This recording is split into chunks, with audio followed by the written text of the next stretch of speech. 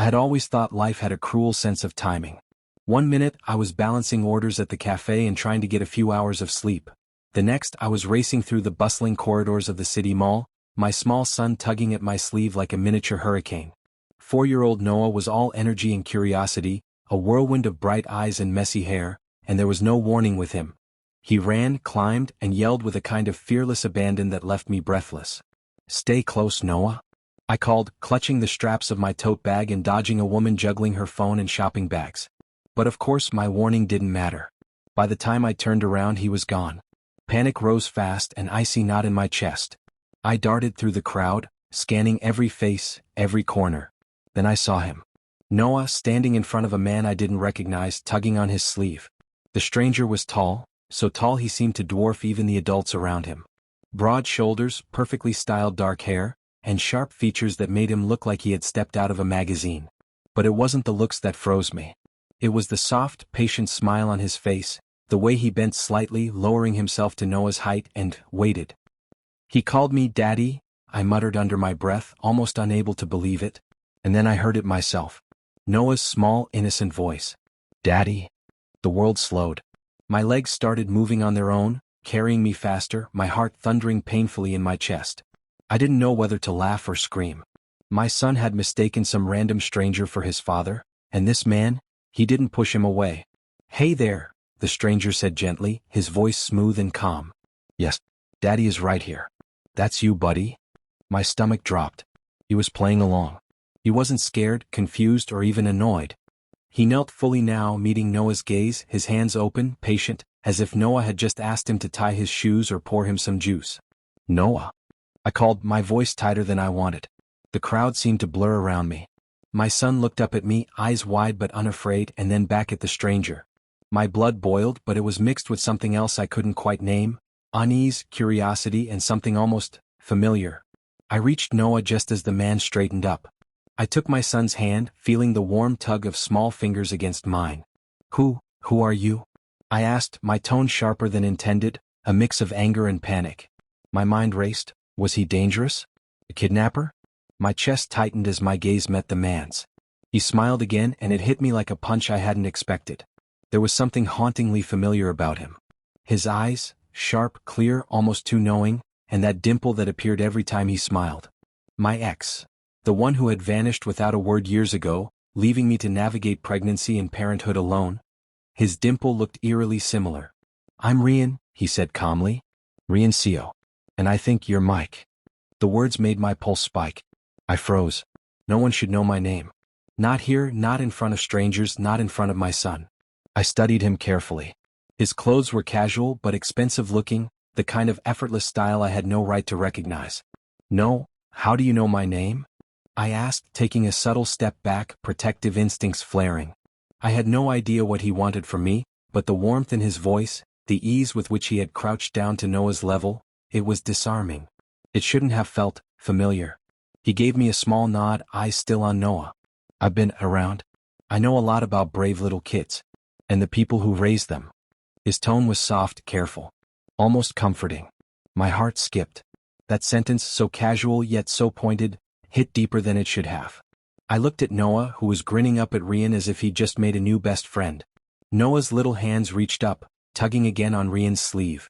He's mischievous," I said defensively, though my voice had a tremor I couldn't hide.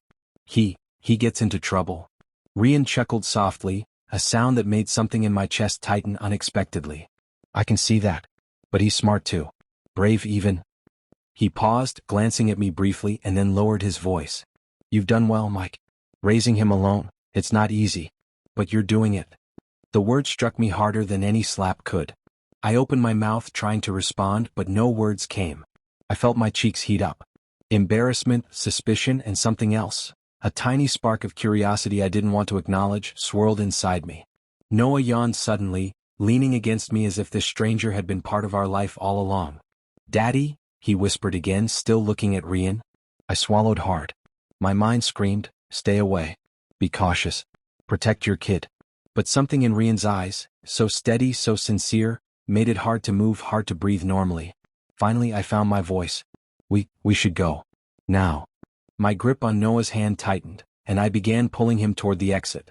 Rian straightened fully, raising a hand in a soft wave. "He's a brave kid, you've done well, Mike," he repeated, almost like a secret, leaving me shaken as we moved away. The rest of the trip felt surreal. Every time I glanced back, I half expected him to disappear, like some stranger stepping out of a dream. But he didn't. He had vanished into the crowd, leaving behind a strange warmth and a gnawing curiosity I couldn't shake. That night, after Noah had been tucked into bed, I finally sank into the couch, exhausted, my mind replaying the mall scene over and over. Then, on my phone I saw it, an online tabloid headline. Top model Rian Seo spotted with a child at the mall, secret family? I stared at the screen, my heart pounding.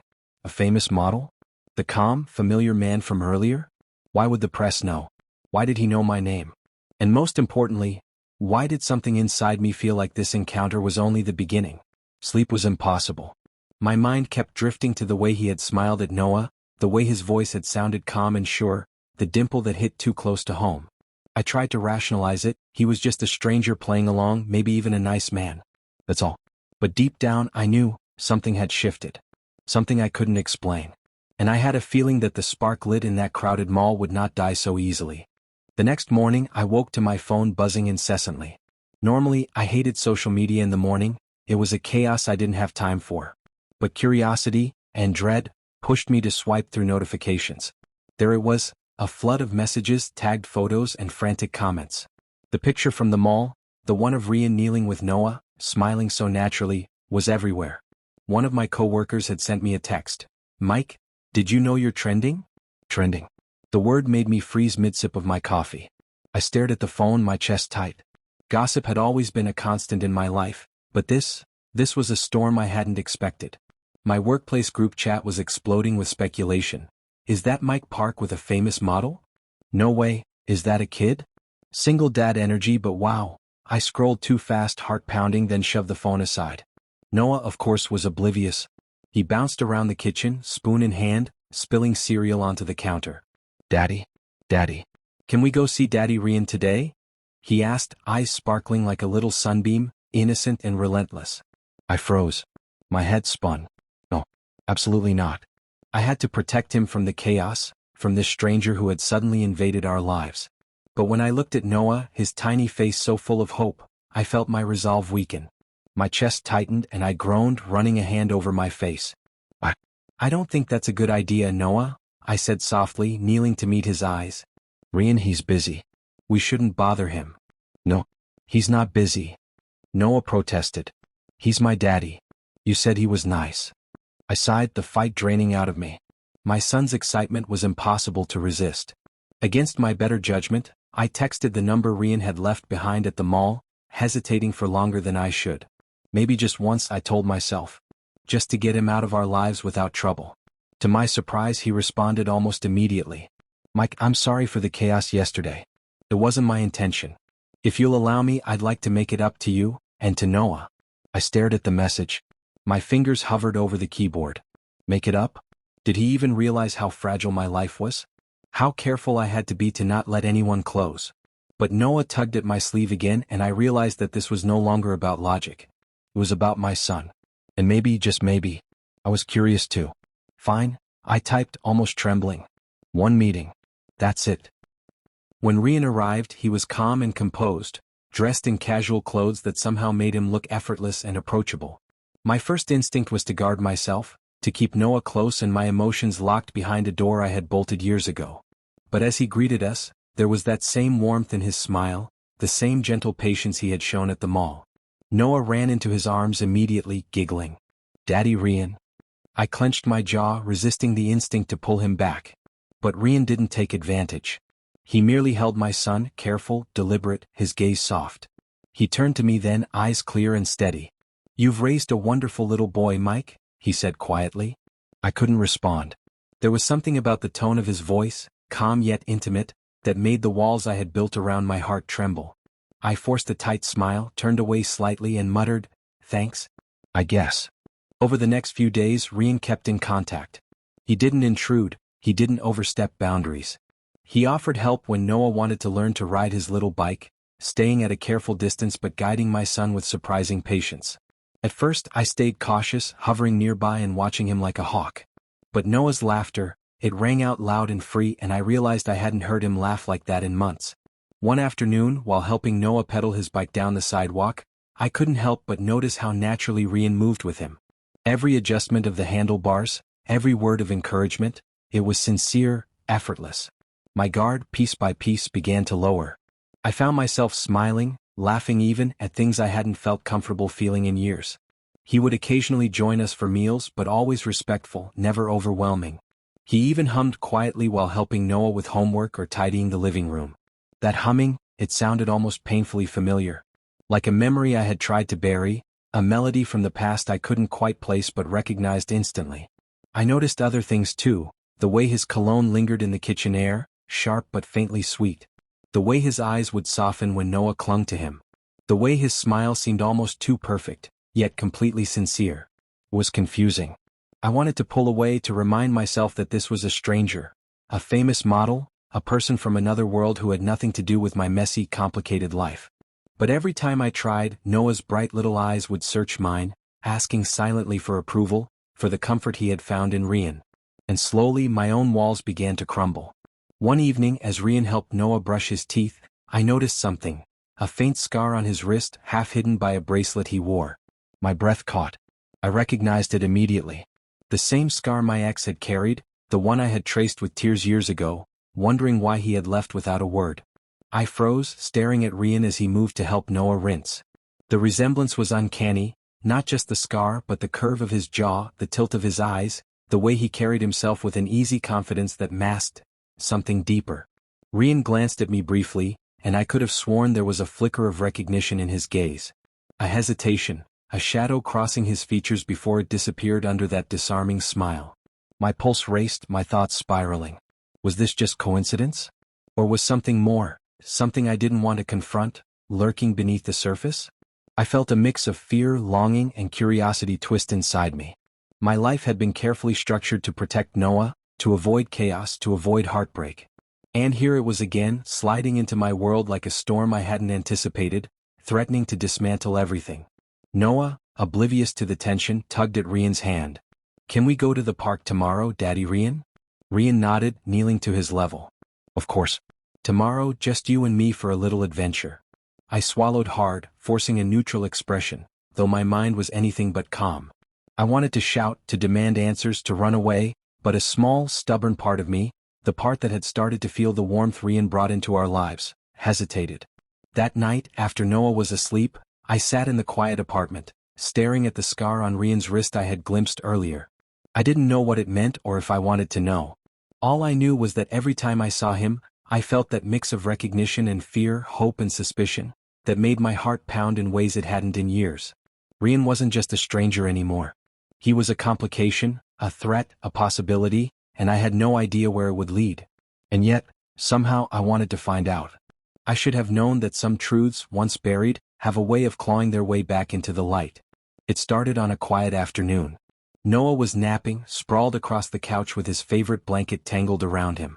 I had hoped for a few stolen hours of peace, maybe to sort through bills or finally tackle the pile of laundry that had been mocking me for days. But peace is a luxury I rarely get, and that afternoon proved it. Rian showed up. No text, no warning, just the quiet tap of fingers on my apartment door. I hesitated, heart hammering. Part of me wanted to slam it in his face and pretend he didn't exist. Part of me, I wasn't sure I even wanted him to leave. I opened the door cautiously, prepared for confrontation. "Mike," he said softly, his voice almost a whisper. There was urgency there, something fragile beneath the calm exterior. "We need to talk. Alone." I froze. Alone? Noah was asleep. Alone with him, my pulse spiked. I wanted to say no, to send him away, but my chest tightened with curiosity, suspicion, and a pull I couldn't resist. I stepped aside wordlessly, letting him in. He didn't sit, didn't make a move to touch anything in my home. He just stood, looking small in a way that contradicted his towering frame. Then, slowly, deliberately, he began. "Mike, I need to tell you something. About me. About everything." My stomach twisted. I braced myself. "Go on," I said cautiously, arms crossed as if that could shield me from the storm I had a feeling was coming. Rian inhaled sharply, the calm exterior slipping just for a fraction of a second. I wasn't always Rian Seo. That name, this life, it's not who I used to be. Years ago, before any of this fame, before modeling and cameras, I had a different life. And I left. I left you. The words hit me like ice water. I staggered back slightly, my hand brushing the counter for support. My chest tightened. My throat felt thick and raw. What do you mean? You've left? He nodded, guilt darkening his gaze. Yes, I left. And I had my reasons, terrible reasons, but I never stopped thinking about you. About us. About what we could have had. Memories surged unbidden, late nights in our tiny apartment, whispered dreams, promises, laughter, and then silence. The day he disappeared, leaving me alone with the pregnancy I had carried secretly, the heartbreak I had buried. You're him, I whispered, disbelief cracking my voice. You're the one who left. All those years ago? Yes, he admitted, voice low, almost pained. I had no choice at the time. My family, my life, it demanded I leave.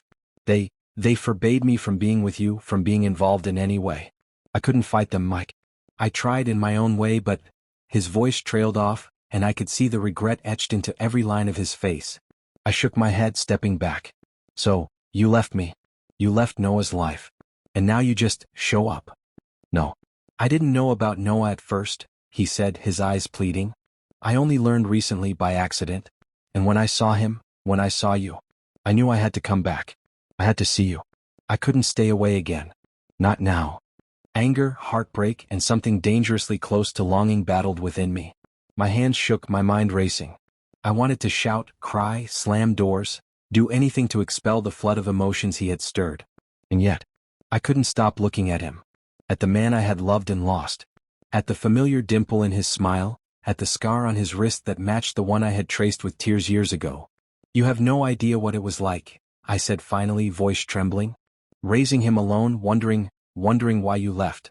Every night I asked myself if you'd ever come back. And you just appear now? He took a cautious step closer, but not too close. I know. I don't expect forgiveness.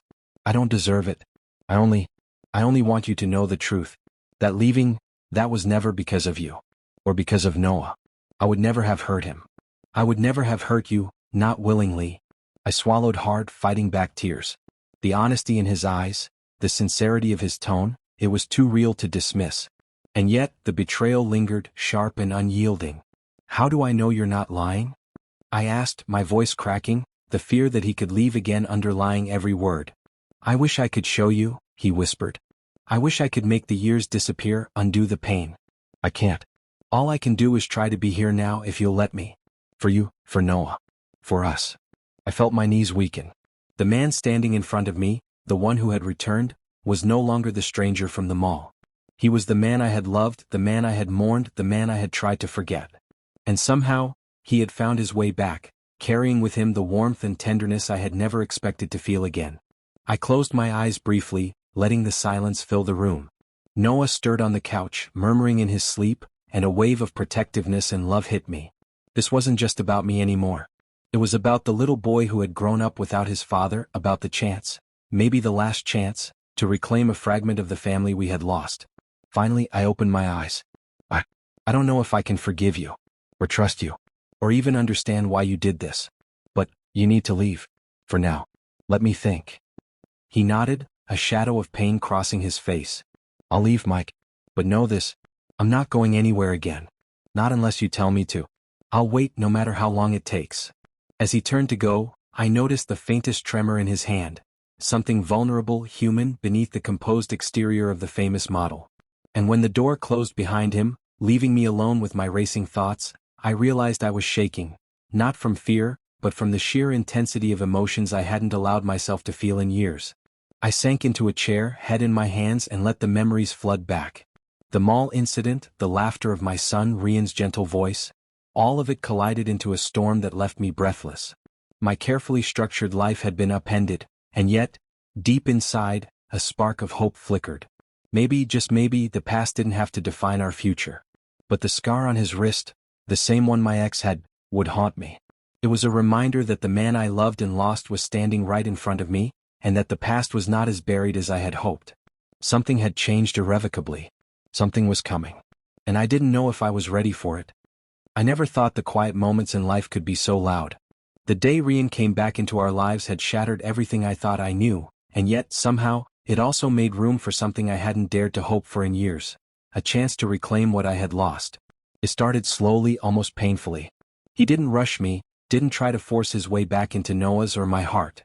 Instead, he stayed on the edges, patient, respectful, but always present. Every small act, fixing Noah's breakfast, helping him ride his bike, laughing softly at his little jokes, was a reminder that he belonged here. Belonged with us. And I hated myself for wanting to let him in. Then came the day that changed everything.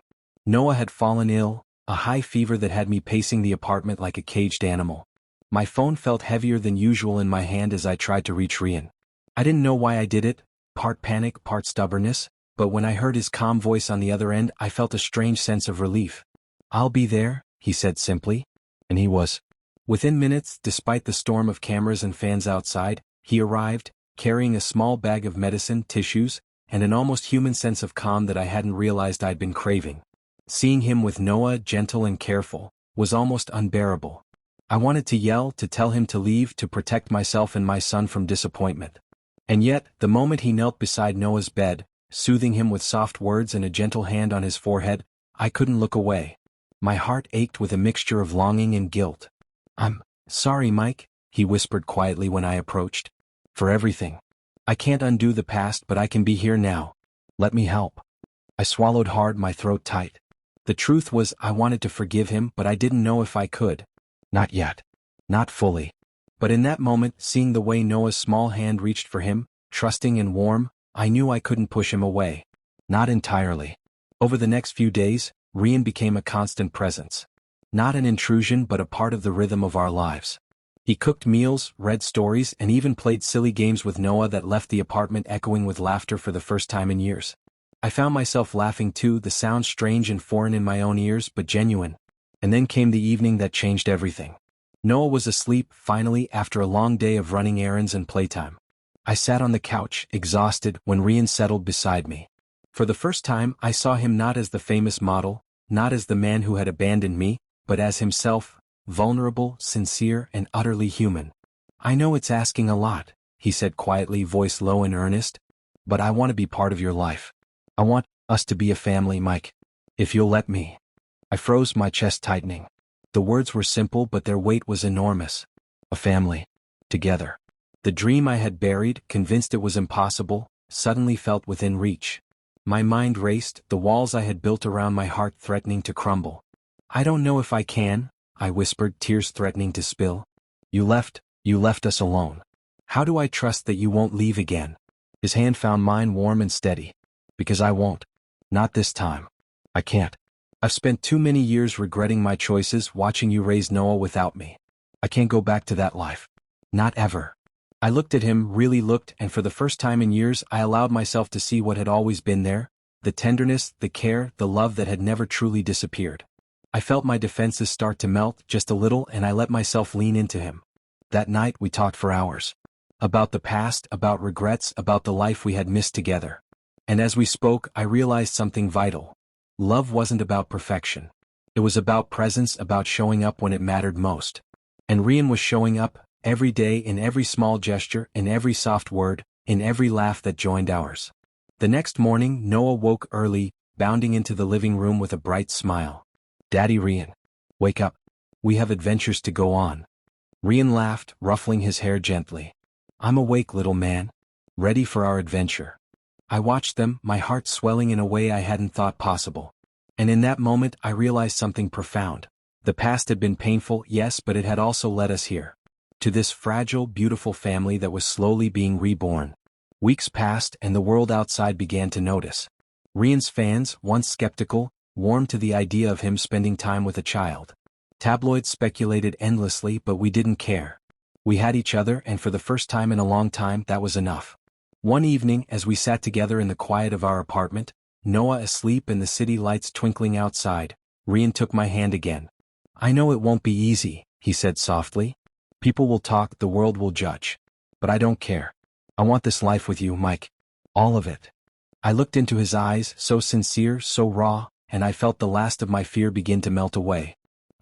I want this too," I admitted, voice trembling. I've been afraid for so long. But I think I'm ready to try. With you. He smiled, that same dimpled smile that had haunted me and warmed me all at once. And in that moment, the past, the heartbreak, the years of loneliness, felt like it had finally led us to the right place. Noah stirred in his sleep, murmuring softly, and I realized the truth of it all. We were a family now. Not perfect, not without scars, but ours. And for the first time in years I felt safe letting myself hope. Daddy Rian, Noah mumbled sleepily, I love you. Rian kissed the top of his head, eyes glistening. I love you too, little man. Always. I watched them and then I looked at Rian. My heart swelled with a mixture of relief, love, and the quiet awe of survival. The past had been harsh, but the present, our present, was something worth holding on to. And I knew finally that no matter what came next, we would face it together. Scars, secrets, and all. Because love, I realized, was worth the risk.